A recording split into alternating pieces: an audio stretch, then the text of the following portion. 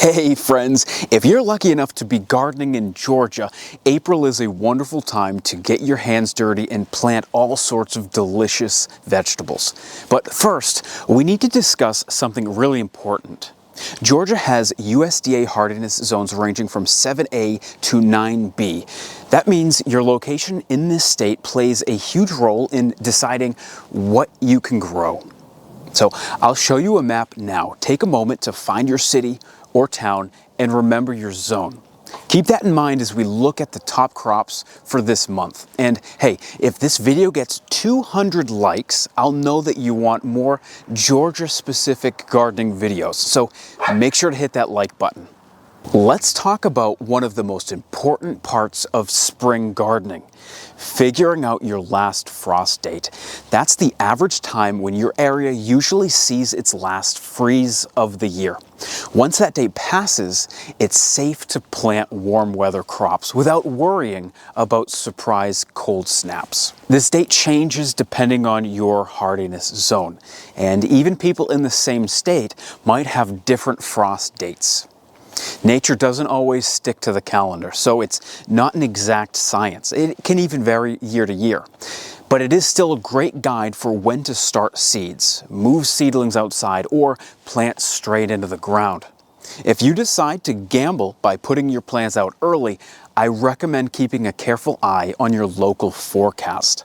I usually find that the 7-day forecasts are usually accurate as far as minimum temperatures go, but after that, it loses accuracy quickly. Check the forecast every day. As I'm talking, I'll show you charts and calendars to help you figure out your zone's average last frost date. Grab a pen, write it down, and use it to plan your planting schedule. It'll help your garden fill out and save you from the stress of surprise frosts. If you live in zone 9 or warmer, you can pretty much plant anything right now. If you're in a cooler zone, you can still plant whatever you want, but indoors.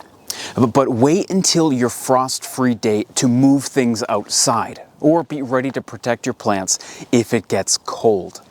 Every year, I find myself taking a little bit of a gamble with my potatoes.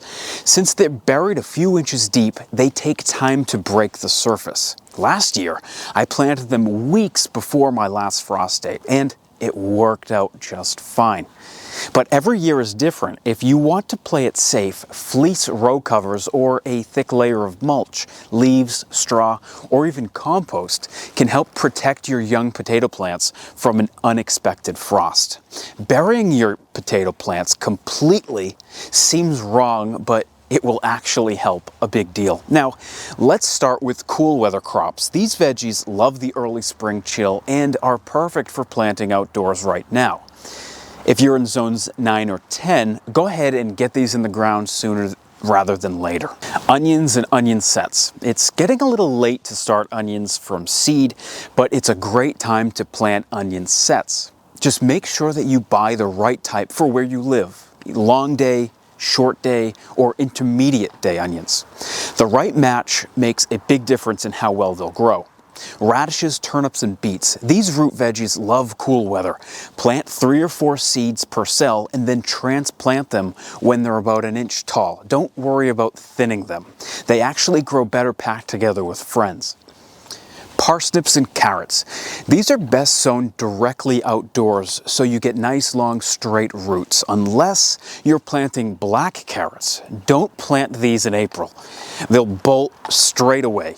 If you like gardening disasters, check out my video from last year to see what went wrong and when I did that. Spring onions and leeks. Start these indoors in a group, kind of like a mass nursery. Once they've sprouted and grow a bit, a few inches tall, you can transplant each seedling individually later on. Leafy greens and brassicas. You can start lettuce and arugula the same way that you do onions. It's also a good time to start early cabbage, spinach, broccoli, and cauliflower, either indoors or straight outside if you're in a warmer zone. Broad beans and peas. Peas either for shoots or for pods. These are nitrogen fixing plants and are great for early planting. Direct sow them outside for an early harvest and to improve your soil. Soaking the seeds overnight helps them sprout faster. Last year I saved a bunch of pea seeds and plan to use them as bed fillers this year. Basically to grow in between the slower crops like lettuce. And once the main crop fills in, I'll cut back the peas, leaving their nitrogen in the soil. If you're new to nitrogen fixation, check out the video I made explaining how these plants take nitrogen from the air. And I want to leave you with a teaser on how they do it. They have help. Celery, coriander, parsley, and dill. These cool weather crops do great in the spring. Start celery indoors since it takes a long time to germinate. And don't bury the seeds. They need light to sprout. They're unique that way. So just press them into the surface gently. For herbs, you can start them indoors or outdoors depending on your zone. Warm weather crops. Now, let's talk about what we've all been waiting for, the ones that love the heat. Unless your nighttime temps are consistently above 50 degrees, it's best to keep those crops indoors or in a warm greenhouse for now. Tomatoes, peppers, and cucumbers. These heat lovers do best when started indoors. I recommend planting them in 72 cell trays and keeping them warm under grow lights. If you live in zone 7 or colder, you might need to bump them up into 3 or 4 inch nursery pots later on in April, depending on how fast your plants grow. Your grow light will be the major factor here. I recently found a great LED light for pennies on the dollar. On Facebook Marketplace. It's a major upgrade from the T5 bulbs that I've been using for the past few years.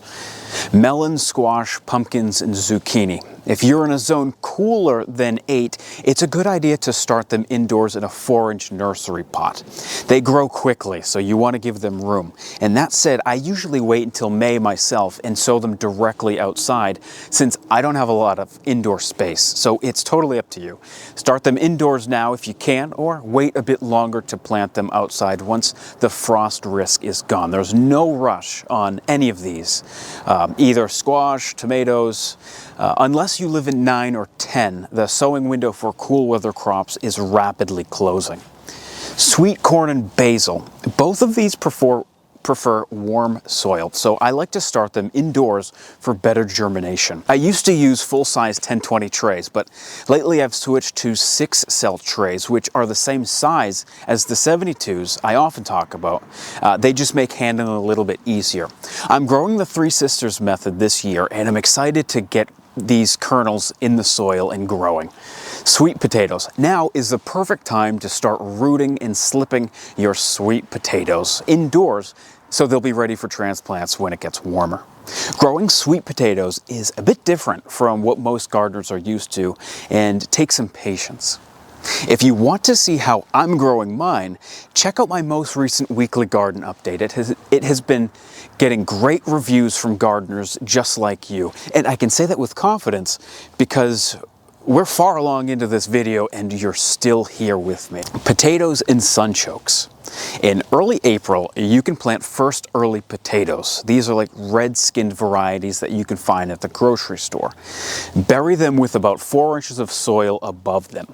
Depending on your soil temperature, it could take 2 to 4 weeks for them to sprout.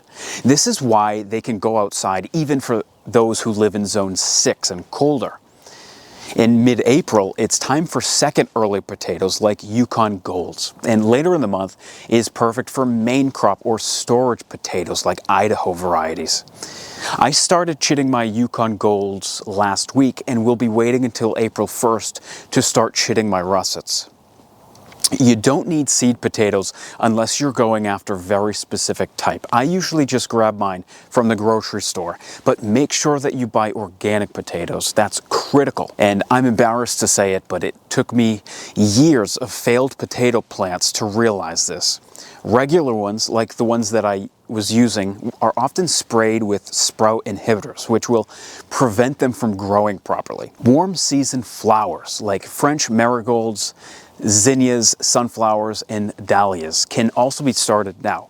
These blooms love the heat, so start them indoors or in a greenhouse before planting them outside. If you plant tomatoes, you may want to also plant French marigolds. I am. And if you want to know more, this is one of my favorite videos. If you're lucky enough to garden zones 8 through 10B, you might be able to sow these warm weather crops directly outdoors.